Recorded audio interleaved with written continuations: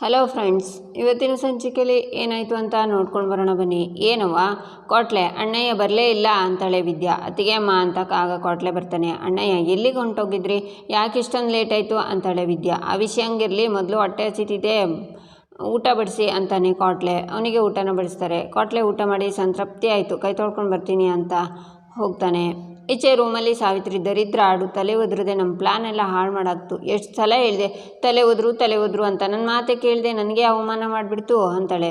ಓಹೋ, ಅದು ನೀನು ಸಾಕಿರೋ ಆಡಲ್ವೇ, ಅದಕ್ಕೆ ಅದು ನಿನ್ನ ಮಾತು ಕೇಳಿಬಿಡ್ತದೆ ಅಲ್ವೇ, ಮಾಡೋ ಎಡವಟ್ಟೆಲ್ಲ ಮಾಡಿಬಿಟ್ಟು ಈಗ ಆಡನ್ನು ಬೈಕೊಂಡು ಕೂತಿದ್ಯಲ್ಲ ಅಂತಾಳೆ ವಿನಂತಿ. ಏಯ್, ನಾನೇನೆ ಎಡವಟ್ಟು ಮಾಡಿದೆ ಅಂತಾಳೆ ಸಾವಿತ್ರಿ. ಊರು ಜನಕ್ಕೆ ಬಾಡೂಟ ಹಾಕಿಸ್ತೀನಿ ಅಂತ ಮಾತ್ರ ಹರಕೆ ಹೊತ್ಕೊಂಡಿದ್ರೆ ಹಾಡು ಬಲಿ ಕೊಡ್ತೀವಿ ಅಂತ ಯಾಕೆ ಹೇಳಿದೆ ತಾಯಿ ಗಜಗೌರಿ? ನೀನಾರ ಹಾಗೆ ಹೇಳ್ದೆ ಹೋಗಿದ್ದಿದ್ರೆ ಹೆಂಗೋ ಬಾಡ್ ತರಿಸಿ ಬಿಟ್ಟು ಅಡುಗೆ ಮಾಡಿ ಜನಕ್ಕೆಲ್ಲ ಹಾಕಿಸಿ ಅವಳ ಮೈ ಊಟನ ತಪ್ಪಿಸ್ಬೋದಿತ್ತು. ಅದು ಅಲ್ಲದೆ ಬಲಿ ಕೊಡ್ತೀನಿ ಅಂದಿದ್ದಕ್ಕೆ ದೇವ್ರ ಅನುಮತಿ ಇಲ್ಲದೆ ನಾವು ಸೋಲೋ ಹಂಗೆ ಮಾಡಿ ಕೊನೆಗೆ ದೊಡ್ಡ ಮಾವನ ಹತ್ರನೂ ಬಯಸ್ಕೊಳ್ಳೋ ಹಂಗೆ ಮಾಡಿಬಿಟ್ಟಿಯಲ್ಲೇ ಅಂತಾಳೆ ವಿನಂತಿ. ಲೇ, ನನಗೆ ಒಂಥರ ಚಿಂತೆ ಆದರೆ ನಿನಗೆ ಇನ್ನೊಂದು ಥರ ಚಿಂತೆಯಲ್ಲೇ ಅಂತಾಳೆ ಸಾವಿತ್ರಿ. ಓಹೋ, ಚೀಸವು ಸಾವಿತ್ರಿ ಅವರಿಗೆ ಏನೋ ಚಿಂತೆ ಅಂತಾಳೆ ವಿನಂತಿ. ಅಲ್ಲ, ನಮ್ಮ ಬಾಡೂಟಕ್ಕೆ ಬಂದವರಿಗೆಲ್ಲ ಇಲ್ಲಿ ಊಟ ಇಲ್ಲ ಅಂತ ಆ ಊಟಕ್ಕೆ ಹೊರಟೋದ್ರಲ್ಲ, ಅದರಿಂದ ಅವಳು ಅಂದ್ಕೊಂಡಿದ್ದು ದುಡ್ಡು ಸಿಕ್ಬಿಟ್ರೆ ಏನು ಕತೆ ಅಂತಾಳೆ ಸಾವಿತ್ರಿ. ಅದಕ್ಕೆ ಕಣೆ ಸಾವಿತ್ರಿ, ಮೊದಲೇ ಅವರು ಪುಕ್ಸಟ್ಟೆ ಬಾಡೂಟ ಸಿಗ್ತದೆ ಅಂತ ಬಂದಿದ್ದವರು ಏನೋ ಗತಿ ಇಲ್ಲ ಅಂತ ಊಟ ಮಾಡಿ 10-20 ಕೊಟ್ಟಿರ್ತಾರೆ. ಅದರಿಂದ ಲಕ್ಷ್ಯ ಇರಲಿ, ಅವಳು ಅಡುಗೆಗೆ ಖರ್ಚು ಮಾಡಿದ್ಲಲ್ಲ ಅದು ಸಿಗಾಕಿಲ್ಲ ಅಂತಾಳೆ ವಿನಂತಿ. ಅಂದರೆ ನಾವು ಸೌಟಾಕೆ ಅಲ್ಲಾಡಿಸಿಲ್ಲ ಅಂದರೂ ಅವಳು ಓದಬೇಕು ಅನ್ನೋ ಬಾಡು ಬೇಯ್ತಿಲ್ಲ ಅಂತಾಯಿತು ಅಂತಾಳೆ ಸಾವಿತ್ರಿ. ಹೌದು ಮತ್ತೆ ಅಂತಾಳೆ ವಿನಂತಿ. ಈಚೆ ಕ್ವಾಟ್ಲೆ, ಅತ್ತಿಗೆ ಊಟ ಅಂತೂ ಅದ್ಭುತ ಅತ್ತಿಗೆ, ಎಲೆ ಎತ್ಬಿಡಿ, ನೀವೆಲ್ಲರೂ ಕೂತ್ಕೊಳ್ಳಿ, ನಾನು ಊಟ ಬಡಿಸ್ತೀನಿ ಅಂತಾನೆ ಕ್ವಾಟ್ಲೆ. ಅಣ್ಣಯ್ಯ ನಮ್ಮ ಮನೆಯವರೇ ಅಲ್ವೇ, ಆಮೇಲೆ ಊಟ ಮಾಡಿದ್ರೆ ಆಯಿತು ಬಿಡಿ ಅಂತಾಳೆ ವಿದ್ಯಾ. ಎಂಜಲೆ ಎಲೆ ಮುಂದೆ ಕೂತ್ಕೊಂಡು ಊಟ ಮಾಡಬಾರ್ದು ಅಂತ ಆಗಲೇ ಅಮ್ಮಮ್ಮ ಹೇಳಿಲ್ವೇ, ಸರಿ ನೀವು ಬೇಗ ಎತ್ಬಿಡಿ ಅಂತಾನೆ ಕ್ವಾಟ್ಲೆ. ಅವ್ವ ಅಂತ ವಿದ್ಯಾ ಕರೆದು ಬಾಳೆಲೆನ ಮಡಚಿ ಅದರ ಅಡಿಯಲ್ಲಿರುವ ದುಡ್ಡನ್ನು ತೆಗೆದು, ಏನಣ್ಣಯ್ಯ ಇದು ಅಂತಾಳೆ ವಿದ್ಯಾ. ಏನಂದರೆ ಮೈ ಊಟ ಮಾಡಿ ದುಡ್ಡು ಮಡಗಿವ್ನಿ, ನೀನು ಯಾಕೆ ಏನು ಅಂತ ಸುಮ್ಕೆ ಕೇಳದೆ ಮಡಿಕೋಬೇಕು ಅಂತಾನೆ ಕ್ವಾಟ್ಲೆ. ಅಲ್ಲ ಕಣಪ್ಪ, ನೀನು ನಮ್ಮನೆಯವನಾಗಿ ಅಂತಾರೆ ರತ್ನ. ಅರ್ಧ ಗಂಟೆ ಮುಂಚೆ ನಾನು ಈ ಮುಯ್ಯೂಟ ಮಾಡಿಸ್ತಿದ್ದ ಹಟ್ಟಿಯವನೇ, ಆದರೆ ಈಗ ಮುಯ್ಯೂಟ ಮಾಡಿರೋ ದೊಡ್ಡ ಊಟ ಊರು ಮನುಷ್ಯ ಅಂತಾನೆ ಕ್ವಾಟ್ಲೆ. ಅಣ್ಣಯ್ಯ, ಇಷ್ಟೊಂದು ದುಡ್ಡು ಎಲ್ಲಿಂದ ಬಂತು ಅಂತಾಳೆ ವಿದ್ಯಾ.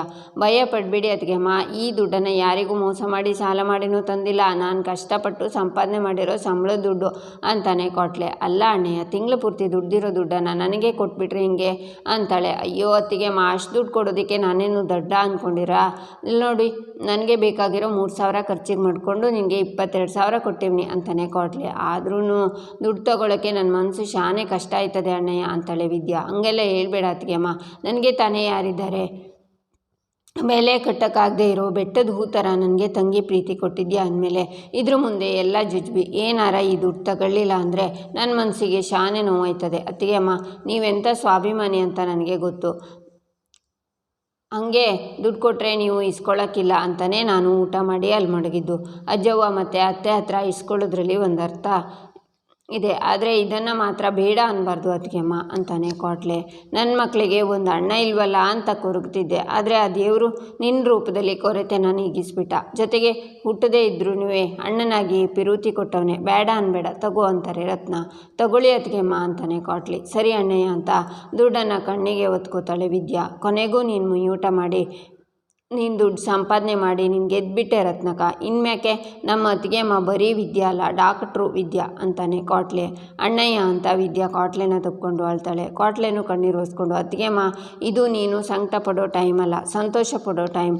ನೀನು ನಂಬಿದ ದೇವರು ನಿನ್ನ ಕೈ ಬಿಡಲಿಲ್ಲ, ಇನ್ನು ಮುಂದೆ ನೀನು ಡಾಕ್ಟ್ರ್ ಆಗೋದನ್ನು ಯಾರಿಂದನೂ ತಡೆಯೋಕ್ಕಾಗೋದಿಲ್ಲ. ಈ ಕ್ಷಣದಿಂದ ನೀನು ನಮ್ಮ ಪಾಲಿಗೆ ಡಾಕ್ಟ್ರು ವಿದ್ಯಾನೇ ಅಂತಾನೆ ಕ್ವಾಟ್ಲೆ. ನೀವು ಮಾಡಿರೋ ಈ ಸಹಾಯನ ನಾನು ಜನ್ಮ ಇರೋ ಗಂಟಕ್ಕೆ ಮರೆಯೋಕ್ಕಿಲ್ಲ ಅಂತಾಳೆ ವಿದ್ಯಾ.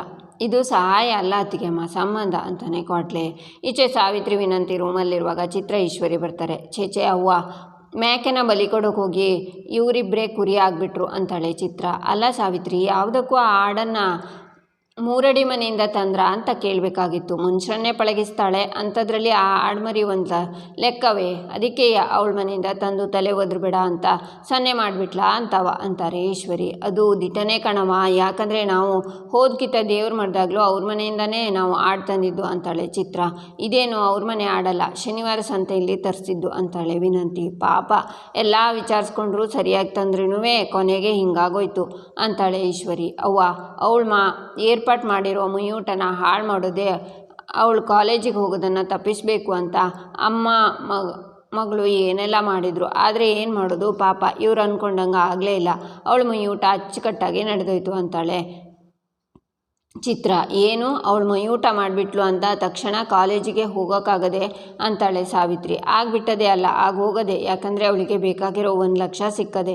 ಈಗ ತಾನೇ ಕ್ವಾಟ್ಲಿಗೆ ಫೋನ್ ಮಾಡಿ ಕೇಳಿಕೊಂಡೆ. ಅವಳು ದುಡ್ಡು ಕೊಟ್ಟೋಕೆ ನಾಳೆ ಕಾಲೇಜಿಗೆ ಹೊಂಟವಳಂತೆ. ಒಂದು ಮಾತು ಹೇಳ್ತೀನಿ, ದೆಪ್ತಿ ಮಲ್ಕೋ ಸಾವಿತ್ರಿ. ಆ 3 ಅಡಿ ಸೋಲಿಗೆ ಸವಾಲು ಹಾಕಿ ನಿಂತವಳು. ಅವಳು ಎಂಥ ಪ್ರಳಯಾಂತಕಿ ಅಂತಂದರೆ ಗೆಲುವಿಗೆ ಭಯ ಹುಟ್ಟಿಸುವಂಥವಳು. ಈಟ್ ವರ್ಷದಿಂದ ಸೋಲೆ ನೋಡದೆ ಇರೋಳನ್ನು ಸೋಲಿಸಬೇಕು ಅಂತ ಹೊಂಟಿದ್ರಲ್ಲ, ನಿಮ್ಮ ದಡ್ತನಕ್ಕೆ ಏನು ಹೇಳಬೇಕೋ ಗೊತ್ತಾಯ್ತಿಲ್ಲ ಅಂತಾರೆ ಈಶ್ವರಿ. ಅತ್ತೆ, ನೀವೇನೇ ಮಾಡಿದರೂ ಅವಳು ಗೆಲ್ಲೋದನ್ನು ತಡೆಯೋಕ್ಕಾಗಕ್ಕಿಲ್ಲ ಅಂದರೆ ಆಗೋಕ್ಕಿಲ್ಲ ಅಂತಾಳೆ ಚಿತ್ರ.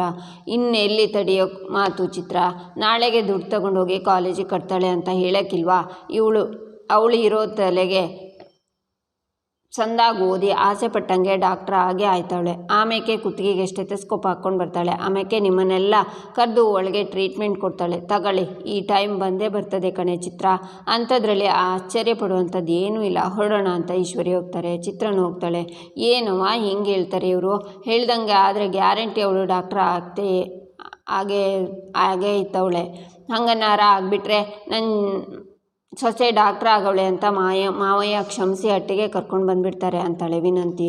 ಅವಳು ಡಾಕ್ಟ್ರ್ ಆದ್ರೆ ತಾನೇ ಇದೆಲ್ಲ ನಡೆಯೋದು. ನಾನು ಅವಳನ್ನು ಡಾಕ್ಟ್ರ್ ಓದೋಕ್ಕೆ ಬಿಡೋಕ್ಕಿಲ್ಲ ನೋಡು ಅಂತಾಳೆ ಸಾವಿತ್ರಿ. ಈಚೆ ವಿದ್ಯಾ ಮನೆಯವರೆಲ್ಲ ದೇವರಿಗೆ ಕೈ ಮುಗಿತಾರೆ. ದೇವರು ನಿನ್ನ ನಂಬಿದ್ದಕ್ಕೆ ನನ್ನ ಕೈ ಬಿಡದೆ ಫೀಸ್ ಕೊಟ್ಟೋಕೆ ಬೇಕಾಗಿರೋ ದುಡ್ಡನ್ನು ಸಿಗಂಗೆ ಮಾಡಿಬಿಟ್ಟೆ. ಈಗ ಇದನ್ನು ತಗೊಂಡೋಗಿ ಕಾಲೇಜಿಗೆ ಕಟ್ಟೋಕೆ ಅನುಗ್ರಹ ಕೊಡಪ್ಪ ಅಂತ ಬೇಡ್ಕೋತಾಳೆ ವಿದ್ಯಾ. ರತ್ನ ಪೂಜೆನ ಮಾಡ್ತಾರೆ. ಎಲ್ಲರೂ ಆರತಿ ತಗೋತಾರೆ. ಅವ್ವ ಹೊರಡೋದಾ ಅಂತ ವಿದ್ಯಾ ಅಜ್ಜಿ ಕಾಲಿಗೆ ನಮಸ್ಕಾರ ಮಾಡ್ತಾಳೆ. ವಿದ್ಯಾ, ನೀನೀಗ ಬಸ್ರಿ. ಇಂಥ ಟೈಮಲ್ಲಿ ನೀನು ಬಿಸಿಲಲ್ಲಿ ಬಸ್ ಸ್ಟ್ಯಾಂಡಲ್ಲಿ ಓಡಾಡೋದು ಚೆನ್ನಾಗಿರೋಕ್ಕಿಲ್ಲ, ಆಯಾಸ ಆಯ್ತದೆ. ಅದಕ್ಕೆ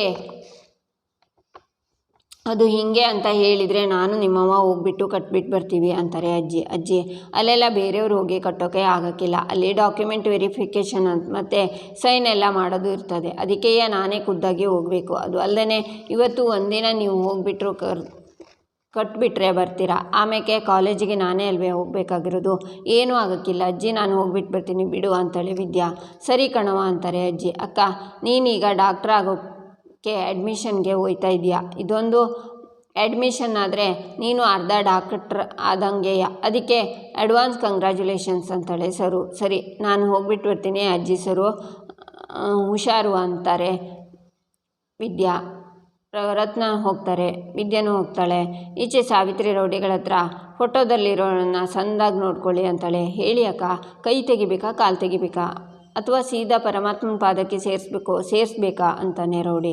ಅದೆಲ್ಲ ಏನು ಬೇಡ, ಇವರಿಬ್ಬರು ಒಂದು ಮುಖ್ಯವಾದ ಕೆಲಸಕ್ಕೆ 1 ಲಕ್ಷ ತೊಗೊಂಡು ಮಂಡ್ಯಕ್ಕೆ ಬರ್ತಾರೆ. ಆಗ ಹಿಂಗಾರ ಮಾಡಿ ನೀವು ಆ ದುಡ್ಡನ್ನು ಲಪಟಾಯಿಸ್ಬೇಕು ಅಂತಾಳೆ ಸಾವಿತ್ರಿ. ಅಲ್ಲ ಕಣಕ್ಕ, ಇಂಥ ಚಿಲ್ಲರೆ ಕೆಲಸಕ್ಕೆ ಇಷ್ಟೊಂದು ಬಿಲ್ಡಪ್ ಕೊಟ್ರಾ ಏನಕ್ಕ ನೀನು? ಅದು ಅಲ್ಲದೆ ಹುಡುಗರನ್ನ ಹಾಕ್ಕೊಂಡು ಬಾ ಅಂತ ಹೇಳಿದೆ, ನನ್ನ ಒಬ್ಬಂಗೆ ಹೇಳಿದರೆ ಮುಗಿಸ್ತಿದ್ದೆ ಅಂತಾನೆ ರೌಡಿ. ನೋಡು, ನಿನಗೆ ಇದು ಚಿಲ್ಲರೆ ಕೆಲಸ ಇರ್ಬೋದು, ಆದರೆ ನನಗೆ ದೊಡ್ಡ ಕೆಲಸ ಅಂತಾಳೆ ಸಾವಿತ್ರಿ. ಇಲ್ಲಿ ನೋಡು, ನಮ್ಮ ಮಹಾಲಿಂಗ ಚಿಟಿಕೆ ಹೊಡೆಯೋಷ್ಟರಲ್ಲಿ ಕೆಲಸ ಮಾಡಿಬಿಡ್ತಾನೆ ಅಂತಾನೆ ರೌಡಿ. ಆಗ ವಿನಂತಿ ಬ್ಯಾಗಿಂದ ದುಡ್ಡು ತಗೊಳ್ಳಿ, ಇದರಲ್ಲಿ 50,000 ಇದೆ ಅಂತ ಕೊಡ್ತಾಳೆ. ಇಷ್ಟೇ ಅಲ್ಲ, ಅವಳ ಹತ್ರ 1 ಲಕ್ಷ ತಗೋತಿರಲ್ಲ, ಅದು ನಿಮಗೇನೆ ಅಂತಾಳೆ ಸಾವಿತ್ರಿ.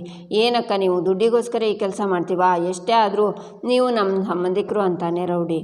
ನಿಮ್ಮ ಖರ್ಚಿಗೆ ಬೇಕಾಯ್ತದೆ ಮಾಡ್ಕೊಳ್ಳಿ ಅಂತಾಳೆ ಸಾವಿತ್ರಿ. ಅವಳು ಹುಲಿಕೆರೆಯಿಂದ ಮಂಡ್ಯಕ್ಕೆ ಬಸ್ಸಲ್ಲಿ ಬರ್ತಾಳೆ. ಅದಕ್ಕೆ ಅವಳು ಬಸ್ ಹತ್ತೋಕ್ಕೂ ಮುಂಚೆ ದುಡ್ಡು ಕಿತ್ಕೊಂಡ್ರೆ ಒಳ್ಳೆಯದು ಅಂತಾಳೆ ವಿನಂತಿ. ಸರಿ, ನಿಮ್ಮ ಕೆಲಸ ಮಾಡಿ ಮುಗಿಸಿ ಫೋನ್ ಮಾಡ್ತೀನಿ ಅಂತಾನೆ ರೌಡಿ. ಹೆಚ್ಚು ಕಮ್ಮಿ ಆಗಿ ಸಿಕ್ಬಿದ್ದೀರಾ ಅಂತಾಳೆ ಸಾವಿತ್ರಿ. ಏನೇ ಕಷ್ಟ ಬಂದರೂ ನಿನ್ನ ಹೆಸರು ಮಾತ್ರ ಬಾಯಿ ಬಿಡ್ತೀನಾ? ಇಲ್ಲ ಕಣವ, ಬರ್ರೋ ಅಂತ ರೌಡಿ ಹೋಗ್ತಾನೆ. ಅವ್ವ, ಅವರನ್ನು ನಂಬೋದಾ ಅಂತಾಳೆ ವಿನಂತಿ. ದಡ್ಡಿ, ಅವರೆಲ್ಲ ನಮ್ಮ ದೂರ ಸಂಬಂಧಿಕರು, ನಮ್ಮ ಕೆಲಸ ಮಾಡಿಕೊಡ್ತಾರೆ ಅಂತಾಳೆ ಸಾವಿತ್ರಿ. ಈಚೆ ವಿದ್ಯಾ ಮತ್ತು ರತ್ನ ನಡ್ಕೊಂಡು ಬರ್ತಾ ಇರೋದನ್ನು ರೌಡಿಗಳು ಅಡ್ಡ ನಿಂತ್ಕೊಂಡು ನೋಡ್ತಿರ್ತಾರೆ. ವಿದ್ಯಾ, ಬಿಸಿಲು ಶಾನೆ ಚಟ್ಕೊಡ್ತಿದೆ, ಆಟೋ ಮಾಡ್ಕೊಂಡು ಹೋಗವಾ ಅಂತಾರೆ ರತ್ನ. ಅವ್ವ, ಇನ್ನು ಹಸಿ ದೂರ ಹೋದರೆ ಬಸ್ ಸ್ಟ್ಯಾಂಡ್ ಬರ್ತದೆ, ಸುಮ್ಮನೆ ಆಟೋಗೆ ಯಾಕೆ ದುಡ್ಡು ಕೊಡಬೇಕು ಅಂತಾಳೆ ವಿದ್ಯಾ. ಮೊದಲೇ ನಿನ್ನ ಬಸ್ರಿ, ಸುಸ್ತಾಗಕ್ಕಿಲ್ವಾ ಅಂತಾರೆ ರತ್ನ. ಅವ್ವ, ಸುಮ್ಮನೆ ಮನೆ ಕೆಲಸ ಮಾಡಿಕೊಂಡು ಗೆದ್ದೆ ಕೆಲಸ ಮಾಡಿಕೊಂಡು ಹೆರಿಗೆ ಆಗಿರೋದನ್ನು ಕೇಳಿಲ್ವೇ, ಅದ್ರ ಮುಂದೆ ಈ ನಡೆಯೋದು ಯಾವ ಲೆಕ್ಕ ಹೇಳು ಅಂತಾಳೆ ವಿದ್ಯಾ. ಹಂಗಲ್ವೇ, ಬಸ್ರು ಅಂದಮೇಲೆ 1 ರಿಂದ 3 ತಿಂಗಳು ಹುಷಾರಾಗಿರಬೇಕು, ಆಮೇಲೆ ಬಿಸಿಲು ಶಾನೆ ಜೋರೈತೆ ಅಂತ ಹೇಳ್ತಾರೆ, ಜೋಪಾನವಾಗಿರು ಅಂತಾರೆ ರತ್ನ. ಏನೂ ಆಗೋಕ್ಕಿಲ್ಲ ನಡಿ ಅಂತಾಳೆ ವಿದ್ಯಾ. ಆಗ ರೌಡಿಗಳು, ಅಲ್ಲಿ ನೋಡ್ರೋ ಮಿಕಗಳು ಬರ್ತಾ ಇವೆ, ನಾವು ಅವ್ರ ಹತ್ರ ಹೋಗಿ ಮಾತಾಡ್ತಾ ಇರ್ತೀನಿ, ಅಷ್ಟರಲ್ಲಿ ನೀವು ಅಲ್ಲಿಗೆ ಬಂದು ದುಡ್ಡಿನ ಬ್ಯಾಗನ್ನು ಕಸ್ಕೊಂಡು ಓಡ್ತಾ ಇರಬೇಕು, ಅವ್ರ ಕೈಲಿ ಸಿಕ್ಕಾಕೋಬಾರ್ದು ಅಂತ ರೌಡಿ ಅವ್ರ ಮುಂದೆ ಹೋಗಿ ಒಸಿ ನಿಂತ್ಕೊಳ್ಳಿ ಅಂತಾನೆ. ಏನು ಆಗಬೇಕಿತ್ತು ಅಂತಾರೆ ರತ್ನ. ಅಕ್ಕ, ತರೀಕೆರೆಯಿಂದ ಬಂದೆ, ದಾರಿಲಿ ಬರಬೇಕಾದ್ರೆ ಪರ್ಸ್ ಕಳೆದೋಯ್ತಕ್ಕ, ವಾಪಸ್ ಹೋಗೋಕ್ಕೆ ದುಡ್ಡಿಲ್ಲ, ಹೊಟ್ಟೆ ಹಸಿತಿದೆ, ಒಂದು 10 ರೂಪಾಯಿ ಕೊಟ್ಟರೆ ಟೀ ಬನ್ ತೊಗೋತೀನಿ ಅಂತಾನೆ ರೌಡಿ. ಹೊಟ್ಟೆ ಹಸಿತಿದೆ ಅಲ್ವಾ, ಟೀ ಬನ್ ಯಾಕೆ, ನಮ್ಮ ಜೊತೆ ಬನ್ನಿ, ಊಟನೇ ಕೊಡಿಸ್ತೀವಿ, ದುಡ್ಡು ಮಾತ್ರ ಕೊಡೋಕ್ಕಿಲ್ಲ ಅಂತಾಳೆ ವಿದ್ಯಾ. ಇವನಿಗೆ ಊಟ ತಿಂಡಿ ಕೊಡ್ಸೋಕೆ ಬೇರೆ ಕ್ಯಾಮೆ ಇಲ್ವೇ, ಇರು ಒಂದು 10 ರೂಪಾಯಿ ಕೊಡೋಣ ಅಂತ ರತ್ನ ಬ್ಯಾಗಿಂದ 10 ರೂಪಾಯಿ ಕೊಡೋದ್ರೊಳಗಡೆ ಅದನ್ನು ಕಸ್ಕೊಂಡು ಓಡ್ತಾನೆ ರೌಡಿ. ಏಯ್, ದುಡ್ಡು ಕೊಡೋಷ್ಟರಲ್ಲಿ ಕಿತ್ಕೊಂಡು ಹೊಂಟೋದ್ನಲ್ಲ ಅಂತ ರತ್ನ ಬರುವಾಗ ಉಳಿದವರು ಓಡಿ ಬಂದು ದುಡ್ಡಿನ ಬ್ಯಾಗನ್ನು ಕಸ್ಕೊಂಡು ಓಡಿ ಹೋಗ್ತಾರೆ. ಕಳ್ಳರು ದುಡ್ಡು ಕದ್ಕೊಂಡು ಓಡ್ತಾವ್ರೆ, ಯಾರಾದರೂ ಹಿಡ್ಕೊಳ್ಳಿ ಅಂತ ವಿದ್ಯಾ ಕೂಗ್ತಾಳೆ. ಏಯ್, ನನ್ನ ಮಗಳ ಕಾಲೇಜ್ ಫೀಸ್ ಕಂಡ್ರೋ, ಹಾಳಾದವ್ರೆ, ತಗೊಂಡು ಬನ್ನೋ ಅಂತ ರತ್ನ ತಲೆ ತಿರುಗಿ ಬೀಳ್ತಾರೆ. ಅವ್ವ, ಏನಾಯಿತು, ಎದ್ದೇಳವ್ವ, ಮಾತಾಡು ಅಂತಾಳೆ ವಿದ್ಯಾ. ಆಗಿಬ್ಬರು ಹೆಂಗಸರು ಬಂದು ನೀರನ್ನು ಕೊಡ್ತಾರೆ, ಮುಖಕ್ಕೆ ನೀರನ್ನು ಹಾಕ್ತಾಳೆ ವಿದ್ಯಾ. ಆಗ ರತ್ನ ಎಚ್ಚರಿಕೆಯಾಗಿ, ನನ್ನ ಮಗಳು ಫೀಸ್ ದುಡ್ಡು ಮನೆ ಹಾಳು ನನ್ನ ಮಕ್ಕಳು ಇದ್ಕೊಂಡು ಓಡೋದ್ರು, ಯಾಕೆ ದೇವ್ರೆ ಇಷ್ಟೊಂದು ಪರೀಕ್ಷೆ ಮಾಡ್ತೀಯೇ, ಇವಾಗ ಏನು ಮಾಡೋದು ಅಂತ ಆಳ್ತಾರೆ. ವಿದ್ಯೆನೂ ಆಳ್ತಾಳೆ. ಈಚೆ ಶಿವರಾಮೇಗೌಡ್ರ ಹತ್ರ ಈಶ್ವರಿ ಬಂದು, ಬಾವ ನಿಮಗೆ ಒಂದು ವಿಡಿಯೋ ತೋರಿಸ್ಬೇಕಾಗಿತ್ತು, ಈಗ ನೋಡೋಷ್ಟು ನಿಮಗೆ ಟೈಮ್ ಇದೆಯೋ ಅಂತಾರೆ. ಸೋಷಿಯಲ್ ಮೀಡಿಯಾದಲ್ಲಿ ವೈರಲ್ ಆಗಿ ಫುಲ್ ಟ್ರೆಂಡಿಂಗ್ ಆಗದೆ ಅಂತಾಳೆ ಚಿತ್ರ. ಕೊಡಿಲಿ ನೋಡುವ ಅಂತ ಶಿವರಾಮೇಗೌಡರು ನೋಡ್ತಾರೆ. ಇಲ್ಲಿಗೆ ಈ ಸಂಚಿಕೆ ಮುಕ್ತಾಯವಾಗುತ್ತೆ. ಮುಂದಿನ ಸಂಚಿಕೆಗಾಗಿ ನಮ್ಮ ಚಾನಲನ್ನು ನೋಡಿ ಸಬ್ಸ್ಕ್ರೈಬ್ ಮಾಡಿ, ಲೈಕ್ ಮಾಡಿ, ಸಪೋರ್ಟ್ ಮಾಡೋದನ್ನು ಮರಿಬೇಡಿ.